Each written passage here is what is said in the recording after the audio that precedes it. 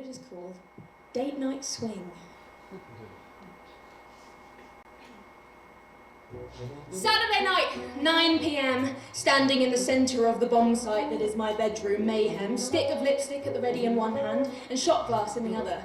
We're getting ready for a night of drinking and dancing and smoking and laughing and finding me a fucking lover or just someone to fuck.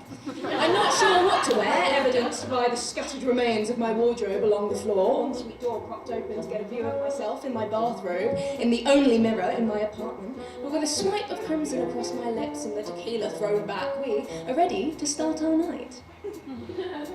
Fast forward 40 minutes, makeup's done, finally picked an outfit, something a little bit sexy, a little bit cute, a little bit slick. That's not really a word that people still use around town, but hey, I'm 3 shots down and we are ready to go. Oh, horn sounds from outside, that will be my ride, with 4 other friends squished into the back. One of those fancy electric cars that all the Uber drivers have, eerily quiet but fixed by the onslaught of passengers, drunk and wide-eyed, racing its seats. The journey blurs together, all bad weather, scent of leather, 5 friends, birds of a feather, until I find myself outside of the club, tossing a wink to the doorman in place of cash or a ticket stub, and there must be something nice he sees, because we get in for £5. We have to pay the £5. Anyway, inside is another world, but the continuity of my hand curled around a drink continues. This time, something a bit more mellow, just a glass of Coke and amaretto, and I begin my glide across the dance floor. I say glide. More like the cha-cha slide, with a hop to the left, a crisscross to the right, to avoid the flailing arms of the beast that is drunk dancing, until I spot him. Across the floor, my heart begins to soar and I am in love! Obviously not. But he is fit, I'll give him that. And from then on, the night goes so slow and yet so fast until I wake up in my bed. Pounding in my head, but no ache elsewhere, no miscellaneous underwear, so clearly I haven't gone home with anyone. Weird. I really thought I would have pulled Beardy McBeard over there, but never mind. At least the drunk me had the foresight to leave the gift of water and painkillers at my bedside. But as I go to take a sip, I notice, oh, what's this? A number scrawled across the inside of my arm. Clearly the guy had enough charm for me to want to keep it intact, so I sent him a message. Hey, I think we met last night. Oh, glad to see you're still alive. Okay, banter. Sure. And we set up a date for that night at some restaurant, couture or paradise next door, and off I go.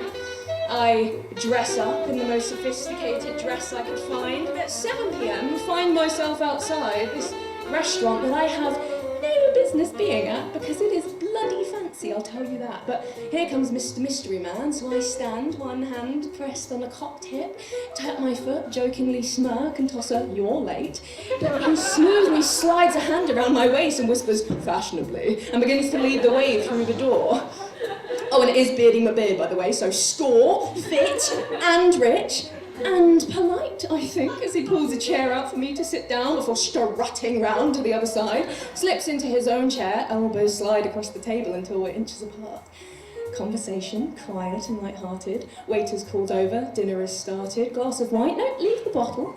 But it's not long before I am throttled with an onslaught of red flags, and oh dear, this is going to be a long night. I find myself nodding my head and laughing at the right times, but really I'm just trying to keep my eyelids from sliding closed. I stay, of course, because there's expensive wine and an array of frankly delicious food. But it's also quite hard to find a way to say, without being rude, talking to you is like eating dry crackers and peanut butter, both sickly and unnourishing. I don't know where this guy learned date etiquette, but I can barely get a sentence in, and he just wants to talk about how much he loves to go to the gym and how unfairly judged he is for being extremely right-wing. We finally get to the end of the meal, and the waiter places the bill down in front of Slayman Steve. And I am incredibly offended, but also quite a bit relieved because fancy restaurant, lots of wine quaffed, and 4 courses for dinner. Although he is very much not a winner, so I think he kind of deserves to pay. And he has no problem flashing cash and footing the bill anyway, so I let him.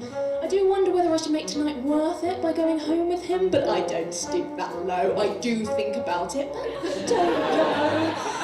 Instead, I stroll home and throw on my PJs, slouch down on the couch with a cup of cocoa and think to myself, well, there's always next weekend.